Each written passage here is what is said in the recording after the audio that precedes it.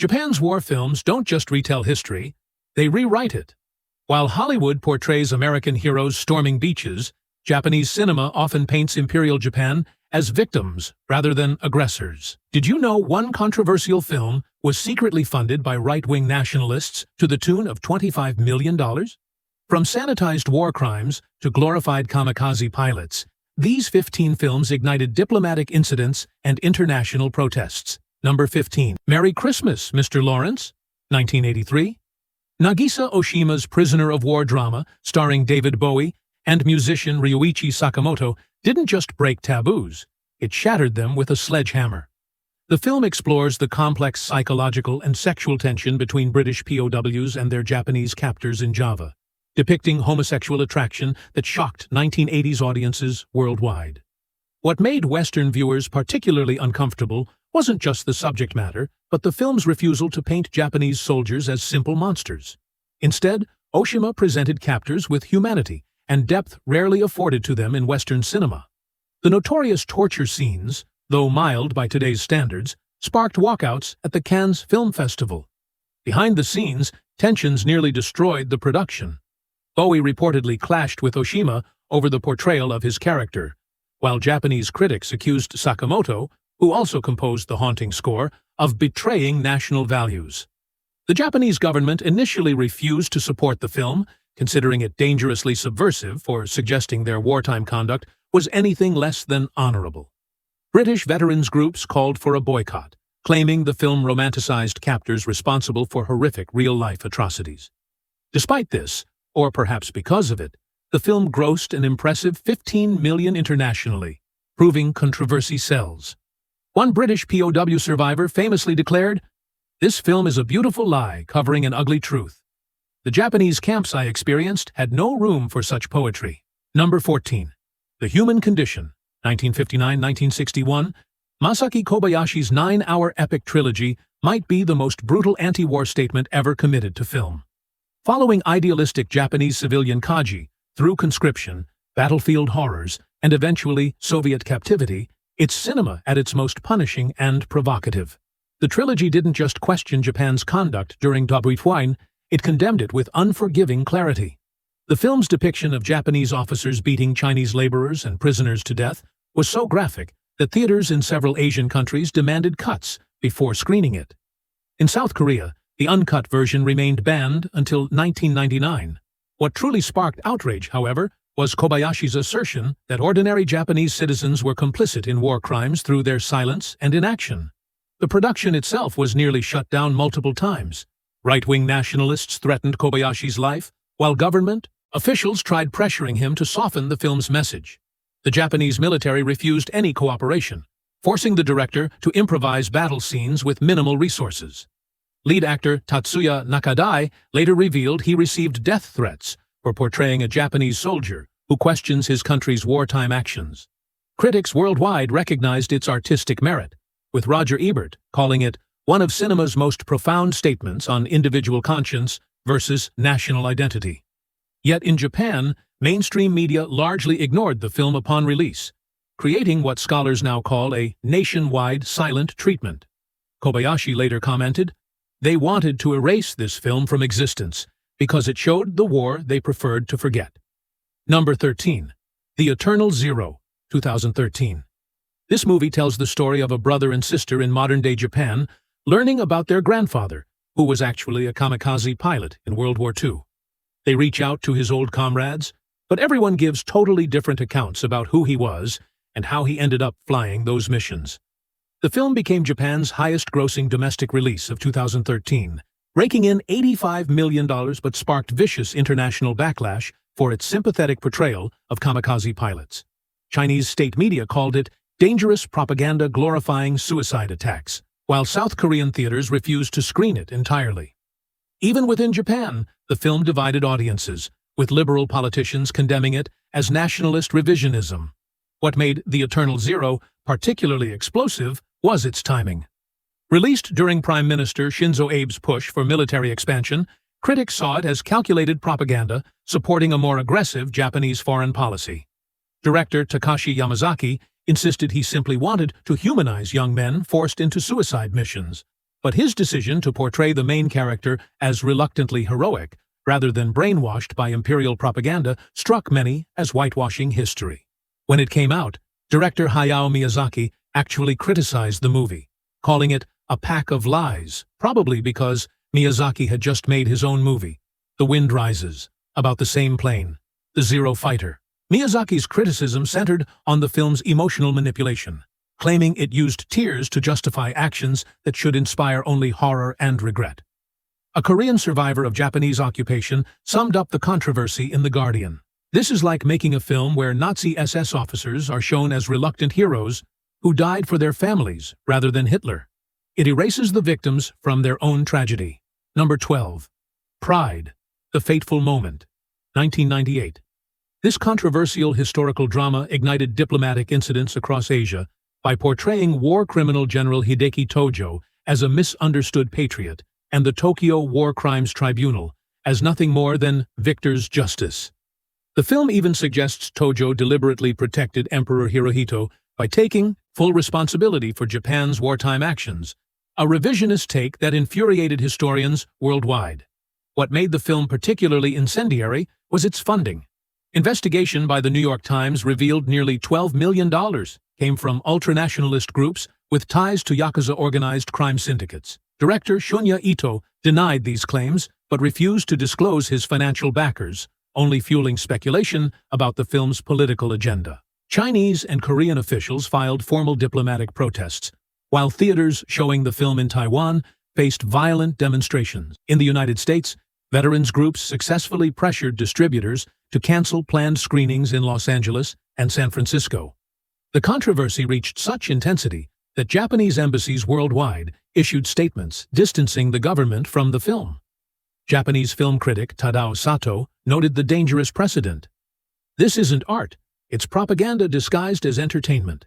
It rewrites war crimes as noble sacrifices and turns criminals into martyrs. Despite the controversy, or perhaps because of it, the film became Japan's third highest-grossing domestic release that year, demonstrating the powerful appeal of nationalist sentiment wrapped in cinematic polish. South Korean President Kim Dae-jung summed up international reaction when he stated, "Films like this make reconciliation impossible. You cannot move forward while glorifying a painful past." Number 11. The Men of the Yamato, 2005. This $15 million naval epic about the final mission of the battleship Yamato didn't just dramatize history, it completely reimagined it. Director Junya Sato portrayed the suicide mission of Japan's largest warship as a noble last stand, rather than a desperate waste of 3,000 lives in a war already lost. The lavish production featured breathtaking visual effects, but sparked outrage for its romantic depiction of what historians consider military madness. Chinese critics labeled it maritime kamikaze glorification, while American naval historians condemned the film for ignoring the Yamato's participation in brutal Pacific campaigns. What particularly angered veterans groups was the film's suggestion that the mission was voluntary rather than ordered by desperate commanders unwilling to surrender despite certain defeat. The production itself faced controversy when documents revealed the Japanese Defense Forces provided unprecedented support, lending equipment and personnel in violation of constitutional restrictions on military promotion. Opposition politicians demanded investigations, calling the collaboration state-sponsored historical revisionism.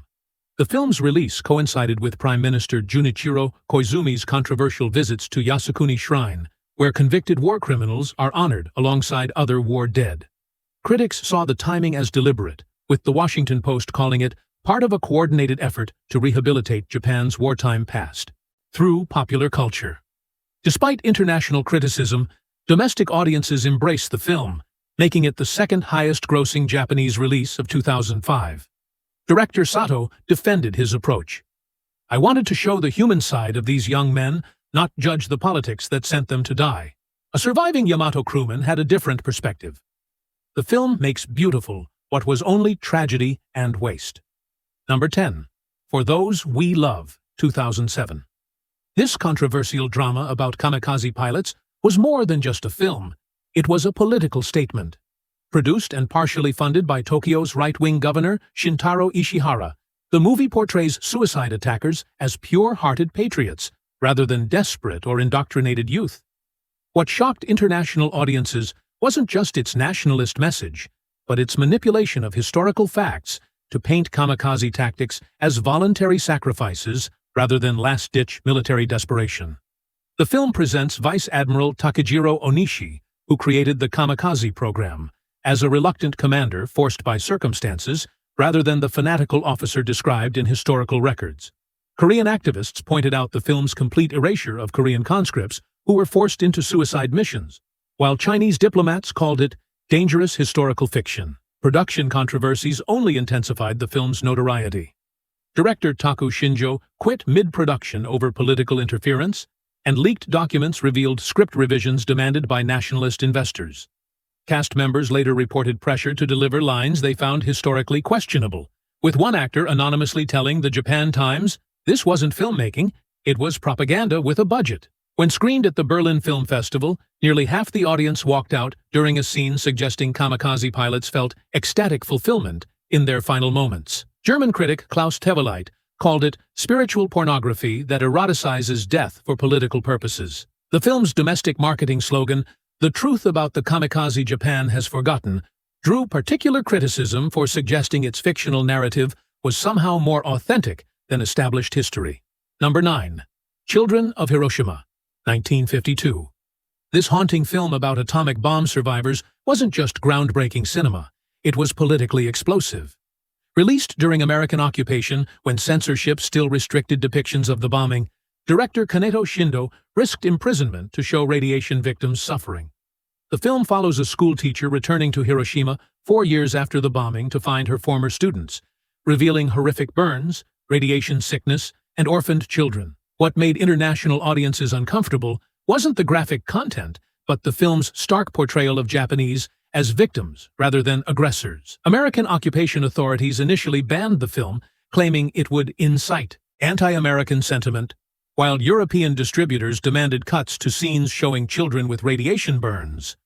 The unedited version wouldn't be shown in America until 1982, 30 years after its creation.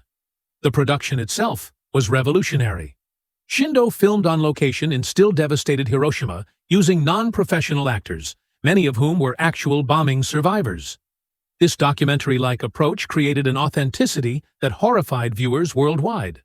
One particularly controversial scene shows a mother searching for her child's remains, only to find a small pile of ash, identifiable solely by a metal lunchbox fragment. Japanese film historian Tadao Sato noted, "This film changed how Japanese viewed themselves in relation to the war. Before, discussion centered on military defeat. After, it shifted to civilian suffering." Western critics accused Shindo of emotional manipulation, with the New York Times calling it powerful but politically convenient in its selective memory of the war's broader context. The film remains controversial today, with scholars debating whether it represents legitimate victim narrative or the beginning of Japan's problematic self-image as war martyr rather than aggressor. Number 8. Barefoot Gen, 1983. This animated film, based on Keiji Nakazawa's semi-autobiographical manga, doesn't just depict the atomic bombing of Hiroshima, it shows it with unflinching brutality rarely seen in animation. The sequence showing civilians melting, their skin slipping off and eyeballs popping out, traumatized an entire generation of Japanese schoolchildren who watched it during mandatory education screenings.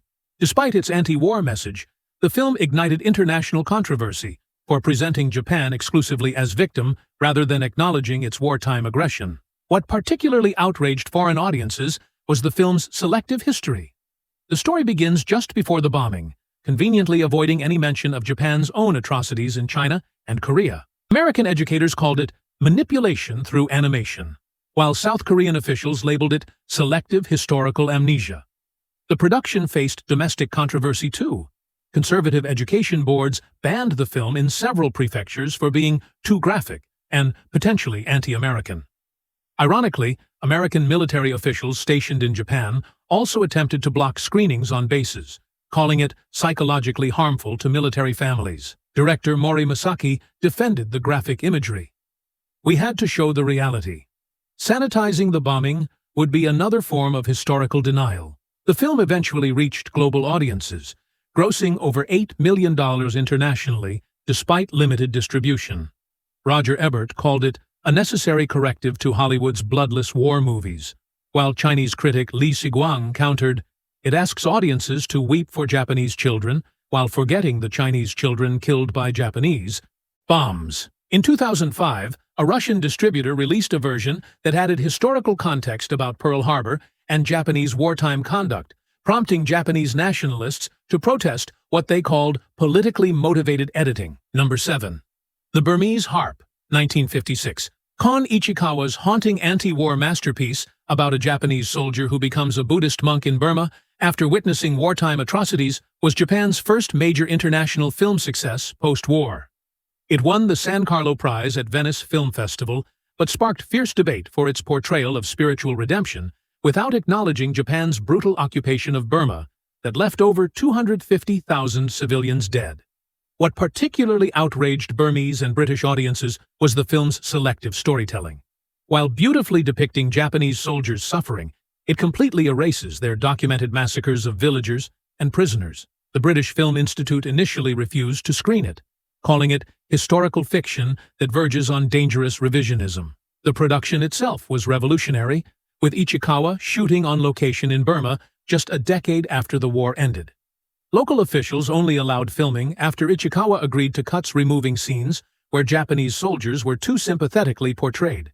These cuts were later restored for Japanese domestic release, creating two different versions of the film circulating internationally. Japanese critics praised its pacifist message, with influential writer Yukio Mishima calling it our first honest confrontation with defeat.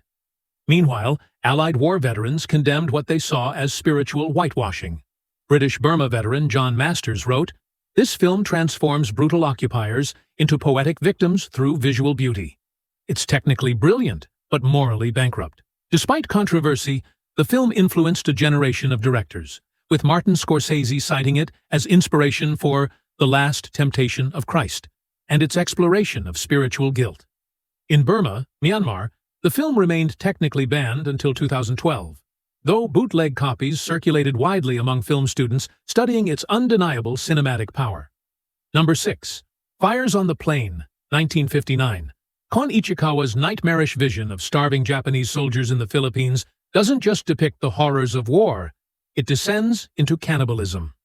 The unflinching portrayal of Imperial Army soldiers eating their dead comrades shocked global audiences and was banned in multiple Asian countries that had suffered under Japanese occupation.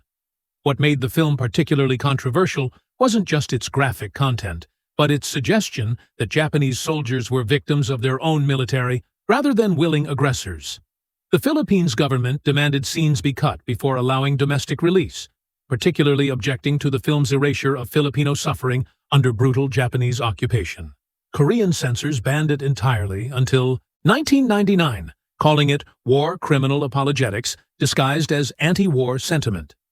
Even in Japan, the film faced resistance from war veterans organizations who claimed it dishonored their sacrifice. Behind the scenes, the production battled constant interference. The Japanese Defense Ministry refused any cooperation, forcing Ichikawa to film in remote locations with minimal equipment. Lead actor Eiji Funakoshi lost nearly 30 pounds for the role, and later revealed he suffered lasting psychological effects from the harrowing shoot, developing recurring nightmares about cannibalism. American critic Pauline Kael called it possibly the most sickening war film ever made, while acknowledging its artistic brilliance.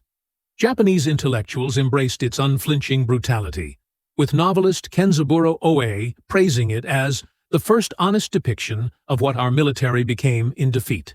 The film's international release was severely limited, with American distributors cutting nearly 15 minutes of the most disturbing content.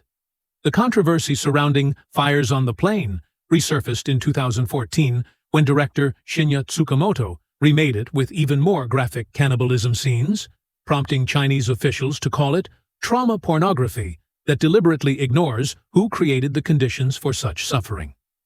Number 5. The Pacific War, 1975. This sprawling 4-hour documentary didn't just re-examine World War II, it completely reframed it as a defensive conflict forced upon Japan by American economic aggression. Directed by controversial historian Seiji Imahori, the film portrays Japan's expansion into China and Southeast Asia as necessary Asian liberation from Western colonialism rather than imperial conquest. When screened at international festivals, it provoked walkouts and formal diplomatic protests from multiple countries. What particularly outraged foreign audiences was the film's treatment of well-documented atrocities. The Nanking Massacre, where Japanese troops killed hundreds of thousands of Chinese civilians, is dismissed as exaggerated Chinese propaganda, while the film completely omits mention of comfort women, biological warfare experiments, and prisoner-of-war atrocities. The production received substantial hidden funding from right-wing political organizations, as revealed in a later financial scandal. Several respected historians who initially consulted on the project withdrew their names from the credits, claiming their input was ignored in favor of nationalist narratives. One former consultant, Saburo Yeniga, later published a book detailing how the filmmakers deliberately manipulated historical evidence. International reaction was swift and severe. The film was banned in China, Korea, and several Southeast Asian nations. When a truncated version screened at a Los Angeles documentary festival, Japanese-American groups organized massive protests, forcing the festival to issue a formal apology for its inclusion. Dutch filmmaker Joris Ivens called it technically impressive but morally bankrupt historical fiction. Despite international condemnation, the documentary received government support in Japan, with the Ministry of Education approving it for school libraries. This decision sparked yet another controversy when teachers' unions refused to show it, calling it propaganda masquerading as education. Number 4. Japan's Longest Day, 1967. This star-studded historical drama depicting the 24 hours before Japan's surrender wasn't just politically charged, it was explosively controversial. By portraying military officers who attempted a coup to prevent surrender as tragic heroes rather than dangerous fanatics, the film sparked international outrage. American critics called it fascist nostalgia, while Chinese and Korean commentators saw it as evidence Japan had never truly confronted its wartime ideology.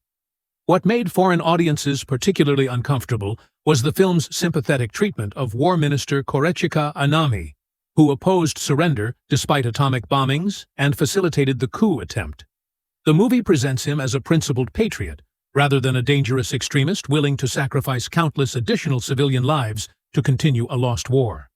The production assembled Japan's biggest stars, including Toshiro Mifune and Takashi Shimura, lending cultural legitimacy to its revisionist perspective.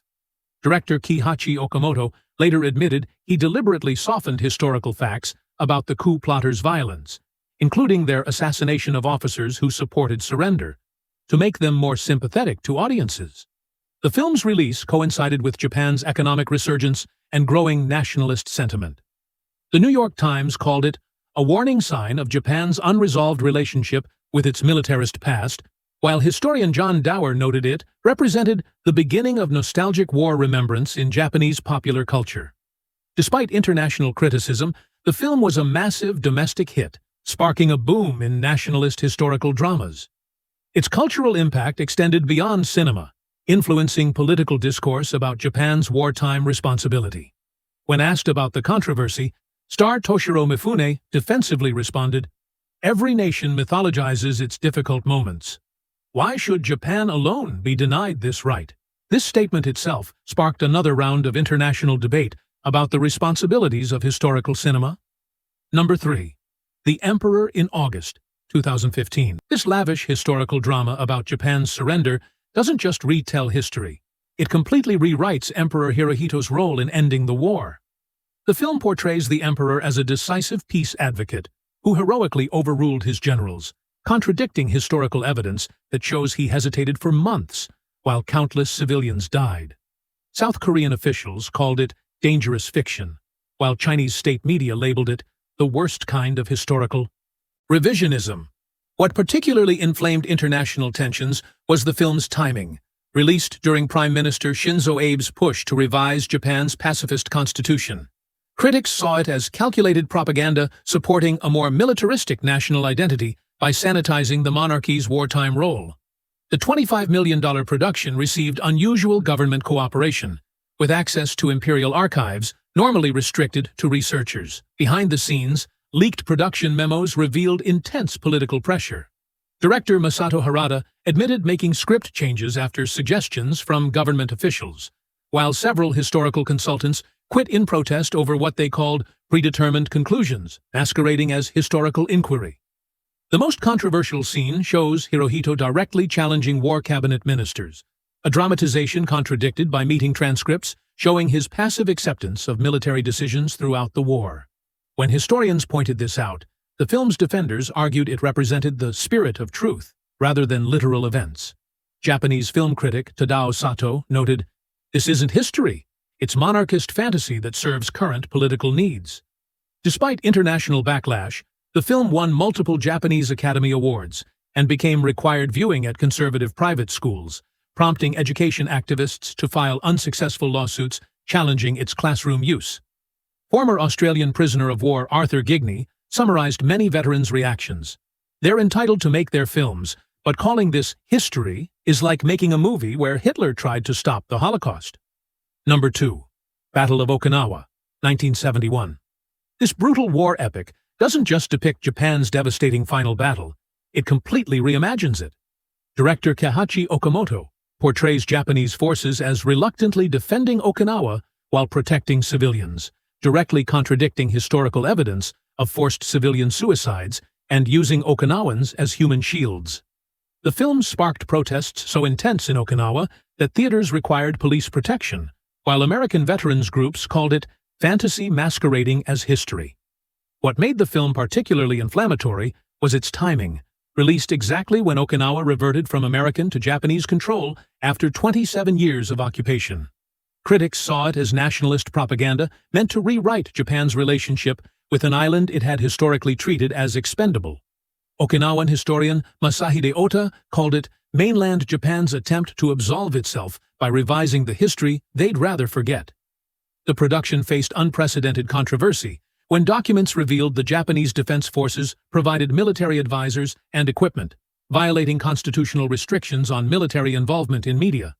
Opposition politicians demanded investigations, calling the collaboration state-sponsored historical revisionism disguised as entertainment. The film's most outrageous revision shows Japanese officers trying to prevent civilian suicides, when historical records prove military authorities distributed grenades to civilians with orders to kill themselves rather than surrender. American film critic Vincent Canby called it technically impressive but morally repugnant in its selective memory. Despite being celebrated in mainland Japan, winning 4 Japanese Academy Awards, the film remained so controversial in Okinawa that public screenings were disrupted for decades. Director Okamoto later admitted, "I made the film the mainland Japanese needed to see, not necessarily the one that reflected the Okinawan experience." This candid admission only fueled critics who saw the film as emotional propaganda designed to rewrite an inconvenient historical chapter. Number 1. The Truth About Nanjing, 2007. This explosive documentary doesn't just question the Nanking Massacre, it outright denies it happened. Director Satoru Mizushima calls the deaths of 300,000 Chinese civilians the biggest lie of the 20th century, using manipulated evidence and discredited sources to suggest the massacre was Chinese propaganda. The film wasn't just controversial, it sparked diplomatic crises, with China threatening to sever cultural exchanges and Chinese immigrants in Japan facing harassment after screenings. What made this film particularly dangerous was its pseudo-academic approach. Rather than obvious propaganda, it presents itself as investigative journalism, using staged expert interviews, with individuals later revealed to have no historical credentials.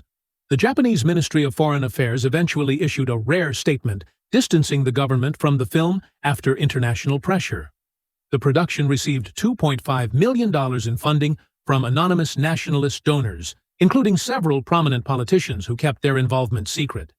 When this financial backing was exposed by the Asahi Shimbun newspaper, its reporters received death threats from right-wing groups, demonstrating the volatile political environment surrounding historical memory in Japan. Major theater chains refused to show the film, not from political objections, but fear of violence after a right-wing group firebombed the home of a cinema owner who declined to screen it.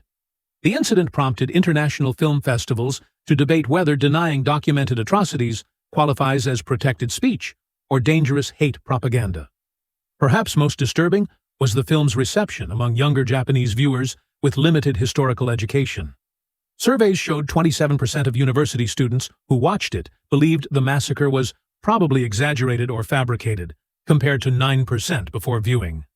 Historian Yuki Tanaka observed, "This isn't just bad history, it's dangerous indoctrination that poisons relations between nations for new generations." After international screening at fringe venues, UNESCO took the unprecedented step of issuing a formal condemnation, calling the film an assault on historical truth that dishonors victims of documented war crimes. These films don't just tell stories. They rewrite history in ways that continue to impact international relations today. From sympathetic portrayals of war criminals to outright denial of atrocities, Japanese war cinema reveals a nation still struggling with its military past. The question isn't whether these films should exist, but whether entertainment that sanitizes war crimes deserves the artistic freedom we grant other controversial art. What do you think? Should historical accuracy matter more than artistic expression? Drop your thoughts in the comments below, and let us know if you've seen any of these controversial films yourself.